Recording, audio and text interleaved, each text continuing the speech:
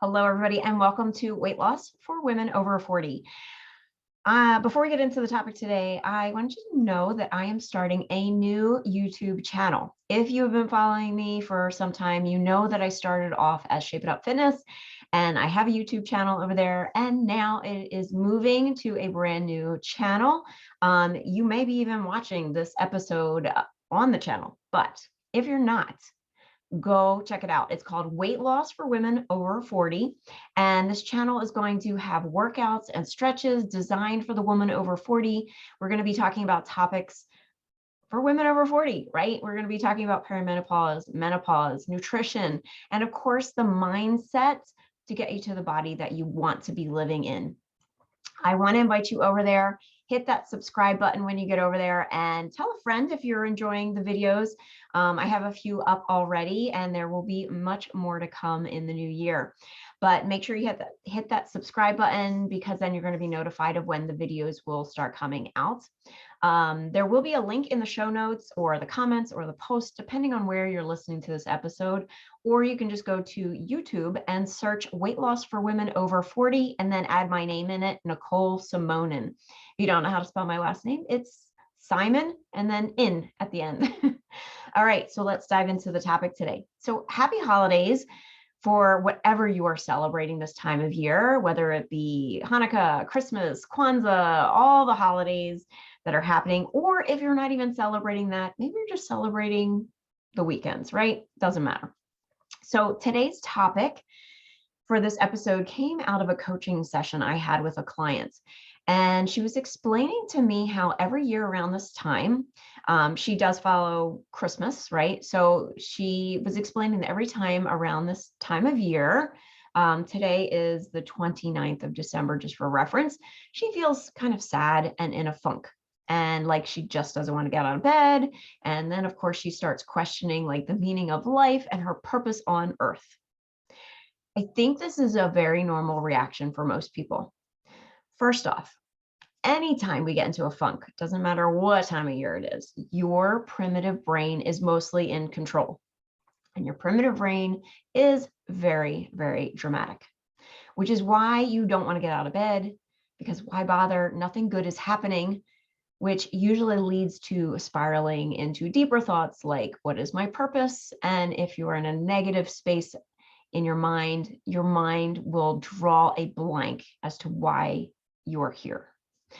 Remember, your brain will always serve up evidence to support your dominant thoughts, especially when you're running on default patterns. So when I used to dance professionally in the ballet world, we had a similar reaction to performing, and we used to call this post-performance blues. So as a dancer, you spend hours and hours preparing for a performance. And when the performance is here, you're on such a high, such a rush of excitement and fun and dancing on the stage, hearing the audience applause, the lights, the excitement you feel from other dancers. And then when the performance is over, you go back to like the bleakness, or what you feel like is the bleakness of your life. This is the same thing with Christmas. This holiday is hyped up from October till December 25th. You spend hours decorating your house, shopping for gifts, wrapping the gifts, baking cookies, singing Christmas songs, going to Christmas parties, seeing Christmas lights on houses, doing all the things, right? Then Christmas happens, and that is like the high point of all you've anticipated. Then December 26th happens, or maybe it's the 27th for you, and there's an emotional letdown. And when you've had such a big high on Christmas Day, it is only normal for you to come down hard. So now let's add in the last week of the year, right? December 26th through December 31st. We look forward to January 1st. It's a new year. And it's where culturally in the US, we set resolutions, we decide this coming year will be different. It's a clean slate, but we still have to get through December 26th through December 31st, which is the quote unquote end of the year. It's almost like hurry up week so we can have a clean slate and start fresh on January 1st. Why can't every day be like a clean slate day? You get to decide if you want to wait until January 1st to make these changes and to decide if you're going to feel good. right? So it makes sense that you want to kind of wallow in the last week of the year, right? And my suggestion is, if you want to wallow, go do it. Embrace the suck. Let yourself feel all the feelings that surround it, but decide how long you're going to do this. Because remember, like I said earlier, your brain is always going to try to prove your thoughts right.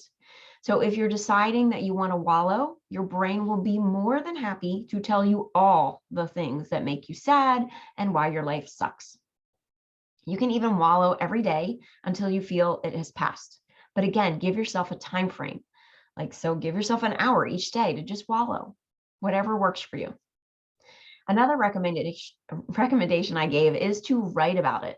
So pen to paper, write down all your thoughts you have about why this time of year sucks. If you aren't comfortable writing, then voice record yourself.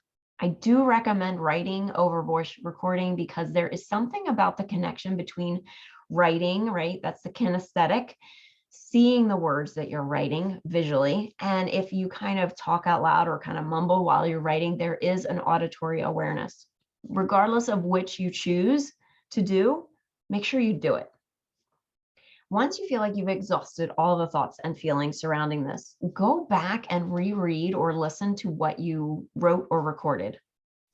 Then decide what you think is actually true. Keep in mind that if you are stuck in your default patterns, what you think is true may not actually be true.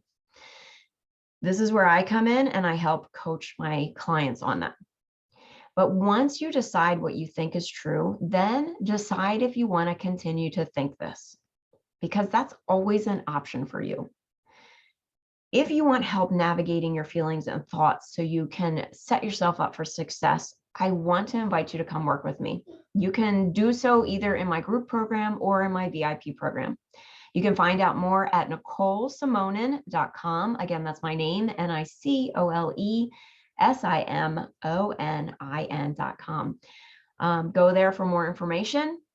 And I hope this episode was super helpful for you, because I know it can be bleak and sometimes it continues into the winter, especially if you live in the states that are seasonal, meaning like there's a lot of gray and the sun's not always shining and it's cold. So you can use this and apply that for that as well.